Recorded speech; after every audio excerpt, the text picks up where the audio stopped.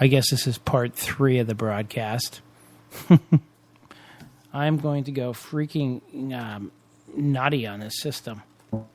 I think what I'm going to have to do is figure out how to approach this so that we don't lose contact anymore. So I'm going to have to probably bite the bullet. I'm going to have to bite the bullet and try and USB this through AT&T or some other such thing.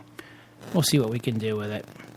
There's always some extra noise when you do that sort of thing, but hey, we'll give it a try. So if you lost the stream and you're just joining us back, we've been talking about the Supreme Court. We've been talking about Elian Gonzalez. I don't have no idea how long I was talking to dead air. It could have been quite a while. It could have been 13 seconds. I'm hoping it's more like 13 seconds. 717-916-5189. Reggie, go ahead and call in. I promise, I swear, that this thing is not going to crash again. Did I swear to that? All right, I'm pretty sure. I'm going to enter a USB tethering frame and create a hotspot with my mobile phone and tether that device to this laptop and see if that doesn't work to create a strong and steady internet connection whereby we have no issues whatsoever.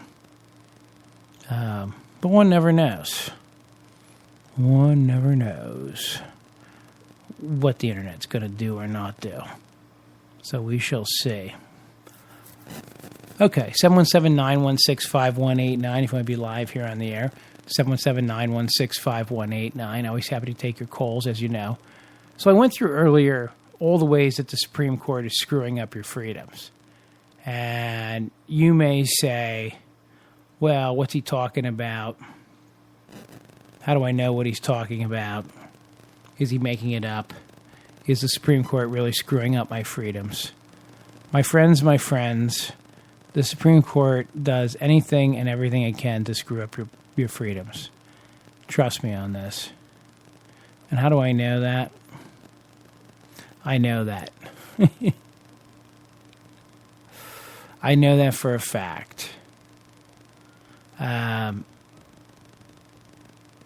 Way back years ago, the Fourth Amendment, search and seizure. You had to find the fruits of the crime. You had to have probable cause to get a warrant that the fruits of the crime would be there. And slowly but silently, the courts crafted a new rule where it was no longer the fruits of the crime, but evidence of the crime. So we no longer had to find the money you stole, only the screwdriver you might have used to break into the vault. Well, you can see where the monkey business comes in there. When there's fruits of a crime, right, I have to specify that you would have the fruits of a crime. So the governmental intrusion is very specific. I have reason to believe, and here's why I have reason to believe, that Carl will have the gold, and the gold will look like this because it's taken from this particular repository and it's in this particular shape. I have reason to believe that gold will be found at this particular location at this particular time, et cetera, et cetera, et cetera. Okay, good. Good. Glad to hear that. Well, then it becomes, Carl robbed a bank. And to get into the bank, he had to use a screwdriver to jimmy the door. And everybody has a screwdriver, right? So if you have to get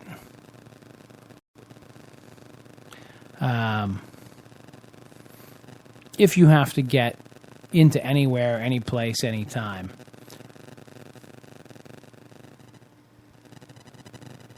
you're definitely going to need a screwdriver, right? More importantly, if you have a kid and you have batteries, because every kid has batteries that go in every toy they have, you're going to have a screwdriver, right? Put batteries in their toys. So all of a sudden, I can now expand my warrant to allow search of anywhere. Again, you're like, well, nobody's going to target me. Hey, guess what? Some point, some guy somewhere might get mad at you. Decide this is what he's going to do. 717-916-5189. 717-916-5189. Maybe I should tell this story. Maybe I shouldn't. But years ago, I remember, I had a client who came into some money. They were worried that their drug dealer was going to find out they came into this money. So they would much like to have had their drug dealer taken out of the equation.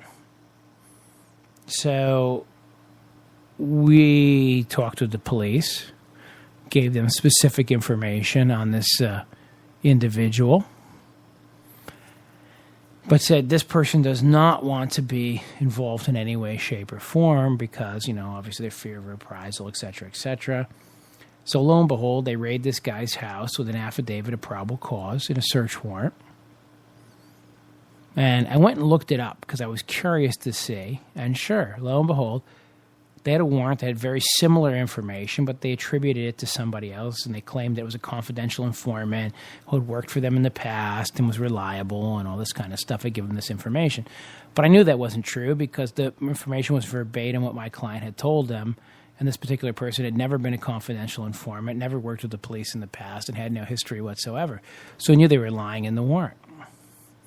So that's why I sometimes say, when courts open up this Fourth Amendment inquiry to include anything and everything, to include any instrumentality, anything that might be related to the crime. Well, one unscrupulous police officer, or one scrupulous police officer with the help of an attorney who's protecting a client, might invade your house, your privacy, your Fourth Amendment right. Of course, district attorney signed off on that, right? He'll be like, oh, well, the police officer told me. You always wonder what they knew or didn't know. One never knows what the government actually knows, and that's the part of the problem. 717-916-5189, which is also why it's so problematic that we have the IRS beating up on conservative groups. We have Congress lying to the people, by the way. They keep passing this cut on Medicare, right? I keep talking about this before, just to hide the numbers so that every budget they project for us is made up. Now, let's also talk about this. Tom Corbett, Pennsylvania, right? We'll go to Pennsylvania mode for a second. Corbett wants to raise your taxes. He signed the No New Taxes Pledge. I heard him in a speech when Tom Wolf was first running, and he said, well, great, vote for Tom Wolf. He'll raise your taxes. Corbett's already raised my taxes. He's going to raise them again. I love my crazy Republican friends on Facebook who keep telling me the Corbett hasn't raised taxes and won't raise taxes. I'm like, do you guys even subscribe to a newspaper? The thing that's in the bottom of your bird cage? That ring a bell? Or is that just classified? It's probably help wanted ads. Because there's no economy. 717-916-5189. I know. I'm on a rant tonight. I apologize. But it's just one of those nights. But yeah, freaking idiot. Oh, don't vote for the Democrat. He's going to raise your taxes. By the way, I did, and I'm going to do it again. But you dummy Republicans, yeah, you'll vote for me again because I'm a Republican. You have no choice. Right? Isn't that how it works? If it was a Democrat, they do the same thing. Do the same thing all over again. Any which way. They get you coming, they get you going. They get you going, they get you coming, they get you going, get you coming, coming, going, gone. Yep, bad. Politicians bad. I don't know. Oh. What would I do? Listen to what I said now. What would I do if I was pulled over and asked or forced to give DNA? Actually, that's come up because it turns out that they're doing studies. And they're just pulling random people over and asking them to give cheek swabs and breath samples and other things. And, just to help do a study to determine what percentage of random motorists might be involved. And, of course, they say they're completely voluntary. You don't have you must, it's completely voluntary. But the people who've been through them are all like, I didn't feel like I was given a choice. Of course you weren't given a choice.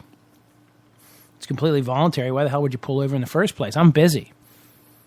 I mean, if I'm 93 and I'm still driving, I got nothing better to do, and the cop has a nice ass. Better be a girl, by the way. Even when I'm 93, I might get fooled by long hair under the hat, but probably not. I might pull over. But other than that, why the hell do I want to be pulled over? When I'm driving, I'm going from A to B because I have somewhere I was and somewhere I need to be. I don't need to go blow into a tube or get my cheeks swabbed or my toenails scraped for fungus, okay? I'm really embarrassed about the fungus, too. I'm not consenting to that one at all. That's why I wear 3 flip-flops to rotate one in and out.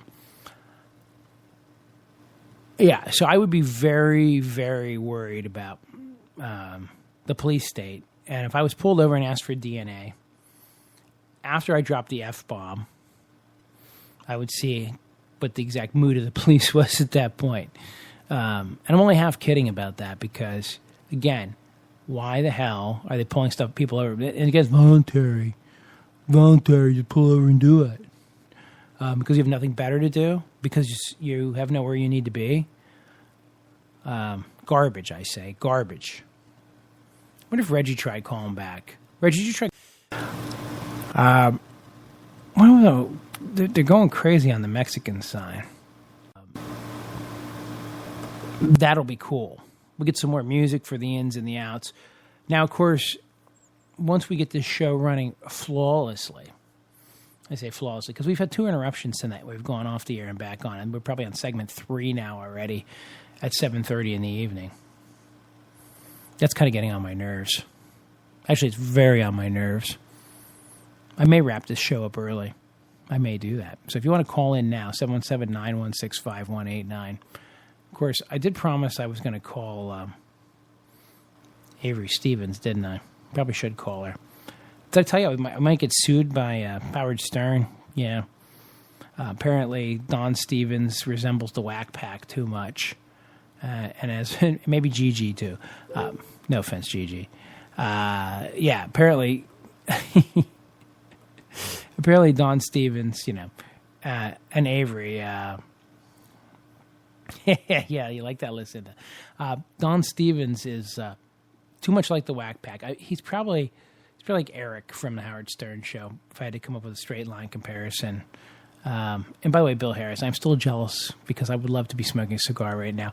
I have my son this weekend. I do not smoke cigars in front of my son, nor around him or in his presence, or even light them up or give him any illusion that I smoke cigars whatsoever, except that once in a while we stop at the cigar club and say hello to the boys and go in briefly, and then we wander out. But I do not smoke a cigar in front of him. As far as he's concerned, I don't think he's ever seen me actually smoke a cigar, and he's 4 now. He'd be hard-pressed. But we went and launched Model Rockets today. That was a lot of fun. I got some videos of that, or at least a video of it on Facebook.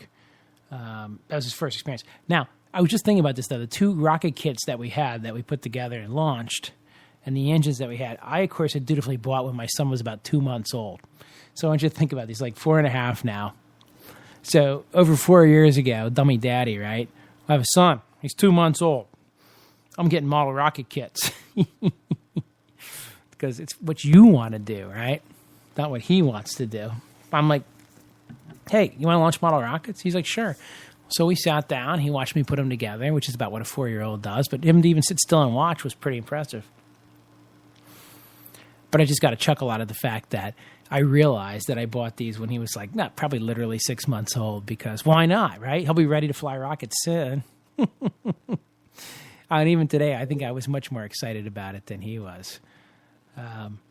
We lost one. We recovered the other one successfully for 5 flights. So we had 6 flights total. Rocket number 1 gone, so... Rocket number 2, 5 simultaneous flights, and we're trying to tune it so it landed right back on the launch pad. We never got exactly there, but hey, it's an art.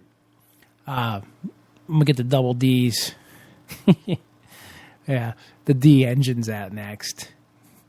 And double stack those puppies. Get a bigger rocket. That's what we're going to do. The rocket always needs to be bigger. Why is that? What is that about bigger rockets? Some of our listeners like bigger rockets. I digress. Yeah. Speaking of digression, maybe we can get the old lady on the phone. What do you guys think? Should we try for the old lady? She's probably actually doing something exciting today, but why not? I mean, she's got one foot in the grave, but she can probably still answer the phone, I would think. All right, let's see if we can get Mom on here. Don't tell her I said anything about the grave or feet or anything. She'd probably get mad at me. It's very uptight that way. I don't know. Why don't she answer? If she not, we'll leave her a voicemail. By the way, if you want to call this show, it's 717-916-5189. Of course, there might be a chance to get a conference call with my mother, so you never know. Of course, she probably won't answer. Don't answer. Hey, Mother, we're on the air. How are you? I'm fine. I'm just sitting here watching a bit of British TV. Oh, no.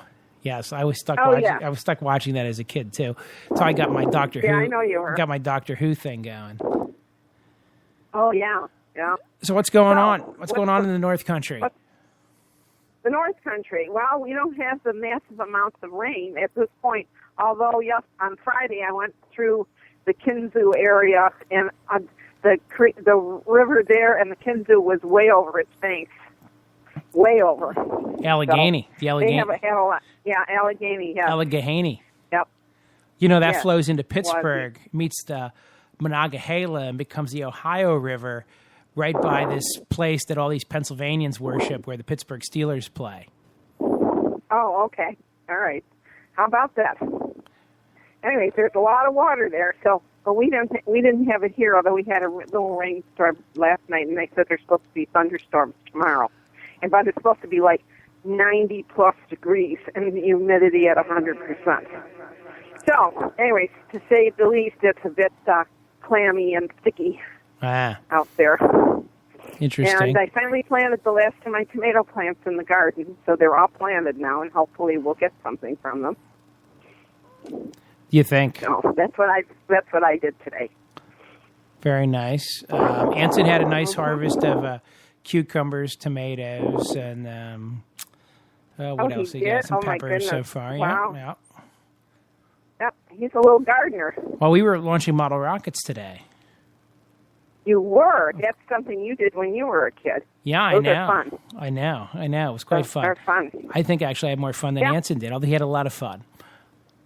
But that's great, and you helped him along with it because he really is too little to handle him himself. But I was going to learn how. I told him we were going to strap him to one next time, and he said it would go boom, and he'd probably fall and be dead. And I said that's probably accurate, but still, it'd be a fun ride up. Yeah, well, I hope he didn't take you seriously. Oh, he never takes me seriously. Anyway, no, I know. Actually, right now he's obsessed. He's obsessed with his ring. He has a ring from Lord of the Rings now, and he's convinced that when he puts it on, he turns invisible. Oh my! But that's interesting. I told him he should keep in mind later tonight that as he keeps that ring at home, that the ring race may be looking for it. So I'm not sure if that'll help him sleep better or not, but we'll see. Could be. Well, you said something about recipes. I know I didn't send you any because I just didn't have time today to do it. But I have picked some out, and what I'll do is I will send them. They're kind of dinner-type things. A slow cooker fajita stew. Oh. Salisbury steak, very simple and very easy to do. Magic meatloaf. And not my meatloaf, but magic meatloaf. Does it have like hemp oil in it or mushrooms? Let's see what we got here. No, very simple. At least she laughed. She's like, don't give it away. I don't want to go to jail. Okay. All right. So, anyway, it's a very simple meatloaf, and no, it does not have those things in it. Okay. Well, you can add them in correct proportion. Pardon? Well, yeah, the proportion. Well, let me ask this question: how much hemp oil would you recommend for the meatloaf? Just measurement offhand. What would you guess? Okay. You're looking at your recipe card? I hope not. I have no idea. Okay, there you go. There's the right answer, Mother. You got it. You got the right answer. Okay. The other one I got is a balsamic chicken that you put in the slow cooker and serve it over angel hair pasta. Very nice. So I will send you those, and then if somebody wants them, they can get them through you. All right. Well, you send those to me, and I will make them publicly available on CarlRominger.com. Okay. All right. I'll do that. Nothing else is going on here. I see where things on the national front are chugging along, and things are happening, and they're going to appoint a new person he's got to go through hearings to the VA. Yeah, I know. So that's all in the works. And they showed pictures of the flooding and then the rain in Minnesota and Iowa, like Sioux City, as opposed to what they usually get in June, and what they got is like 4 times the amount in many cases. Oh, so I sat in on a meeting on health insurance the other day, okay? No details about it, but just let me give you the general gist of it. So for every employee starting in 2015, if you don't offer the minimal acceptable coverage, whatever that is, the base, then you pay $2,000 per employee per year for lack of coverage, okay? Okay, that's fine, right? But even if you carry the minimal coverage, but you don't carry the next step up, whatever that might be, if one of your employees goes to the exchange, you get fined $3,000 per employee goes to the exchange. So even if you carry the minimally accepted coverage, the minimal stuff, you still got to have this other coverage, or else for each guy that goes to the exchange, you get waxed for $3,000. So it's potentially $5,000 an employee if you don't carry anything, or $3,000 for each one that goes to an exchange because what you're offering is inadequate. We're getting a lot of feedback on your end there, Mom. You keep getting some Wow. I don't know what's going on there. We're getting a lot of coming from your phone there. So we might have to cut you off because it's too much feedback for the listeners. Okay. All right. But anyhow, I just thought I'd mention that from that meeting. You might be you might be holding the mouthpiece too close. We're getting your breath or something, Okay, is that better? That's better. Yeah, we don't want to criticize you, but we can't have that for the air. Just the way it is. We can't have bad. That's true. We can't have bad callers. Okay. And I don't want to make you a bad caller. I mean, you're my mother, but that's right. I mean, absolutely.